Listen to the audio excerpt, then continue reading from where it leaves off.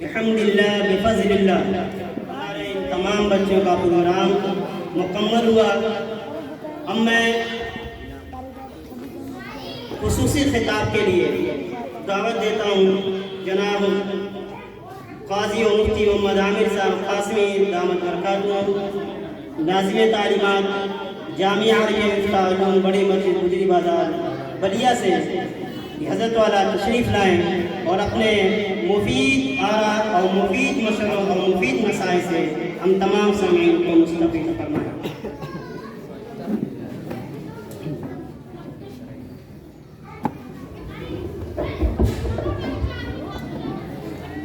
السلام علیکم ورحمۃ اللہ وبرکاتہ۔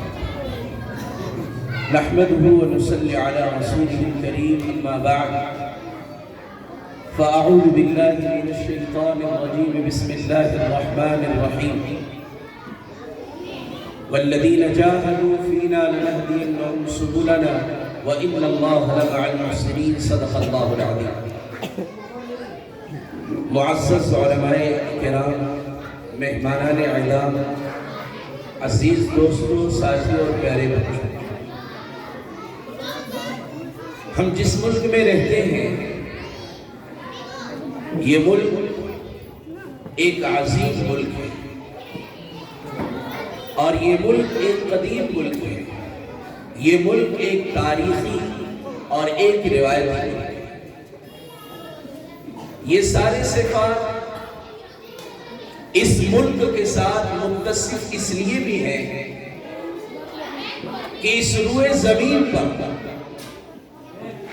سب سے پہلے جب اللہ تبارک و تعالی نے بطور انسان اور بطور نبی جب کسی کو بھیجنے کا ارادہ کیا تو اللہ جل جلالہ و عمل والہ نے اسی ملک کی سرزمین کا انتخاب فرمایا اور اسی ملک کی سرزمین پر اللہ تبارک و تعالی نے سب سے پہلے بطور انسان اور بطور نبی حضرت آدم علی نبینا علیہ السلام کو مبعوث فرمایا۔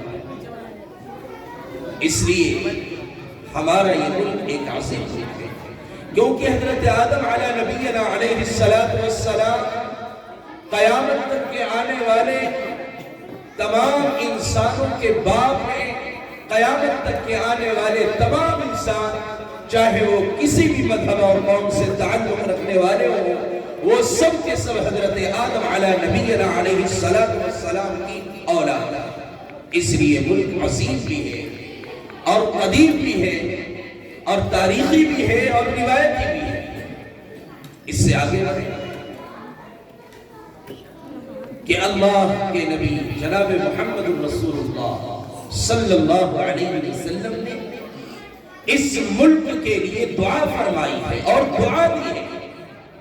چنانچہ جناب محمد رسول اللہ صلی اللہ علیہ وسلم ہم جس ملک میں رہتے ہیں اس ملک کے لیے آپ نے یہ دعا فرمائی تھی کہ مجھے ہند سے دین کی خوشبو کی ہوا دی۔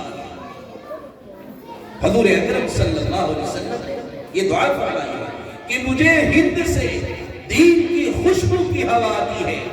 میں آج اس موقع پر خاص طور سے کہنا چاہتا ہوں کہ حضور اکرم صلی اللہ علیہ وسلم کی جب یہ دعا ہے اس ملک کے لیے تو قیامت تک کی ساری دنیا کی ساری باطل طاقتیں مل کے اس ملک سے دین اور دین کے ماننے والوں کو قیامت تک نہیں مٹا سکتا، کیونکہ میرے نبی کی دعا ہے اور اللہ کا فضل ہے کہ حضور اکرم صلی اللہ علیہ وسلم کی دعاؤں کی برکت کی وجہ سے تعلیم بھی نبوت کا حصہ ہے، تبلیغ بھی نبوت کا حصہ ہے۔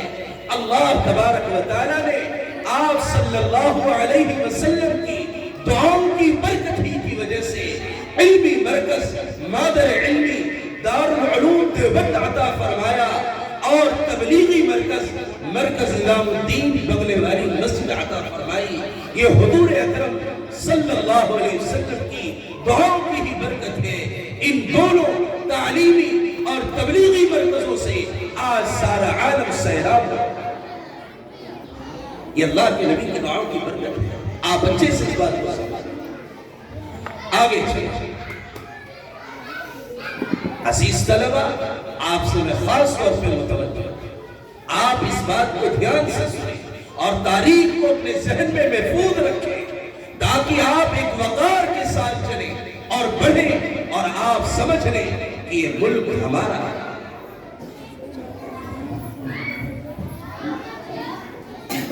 حضور اکرم صلی اللہ علیہ وسلم کا زمانہ ہے. شق القمر کا معجزہ واقع ہوتا ہے. تاریخ دانوں نے لکھا ہے رتن ہندی نام کا ایک شخص جو اس ملک کا رہنے والا تھا، حضور اکرم صلی اللہ علیہ وسلم کے زمانے میں جب اس نے شق القمر کا معجزہ دیکھا، عرب ہے، حضور اکرم صلی اللہ علیہ وسلم سے ملاقات کی اور اسلام کو قبول فرمایا. اگر آپ رتن ہندی کے زمانے سے اس ملک میں اسلام کو دیکھیں تو پھر بھی 1446 سال سے اوپر ہی ہو جاتا.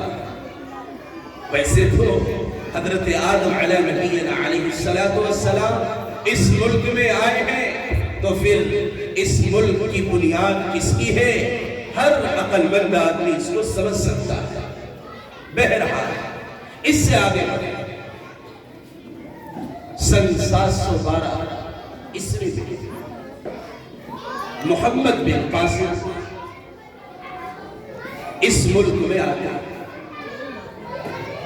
اور 712 سے لے کے 1857 712 سے لے کے 1857 عیسوی تک یہاں مسلمانوں نے حکومت کی.